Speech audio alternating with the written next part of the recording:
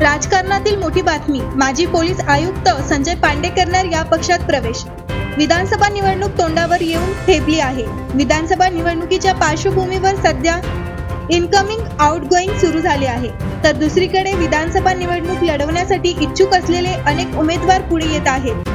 अशातच मुंबईचे माजी पोलीस आयुक्त संजय पांडे यांनी एक मोठा निर्णय घेतला आहे। मुंबईचे माजी पोलीस आयुक्त संजय पांडे हे आज काँग्रेसमध्ये पक्षप्रवेश करणार आहेत। विशेष म्हणजे ते वर्सोवा विधानसभा मतदारसंघातून विधानसभा निवडणुकीच्या रिंगणात उतरणार असल्याचं बोललं जात आहे।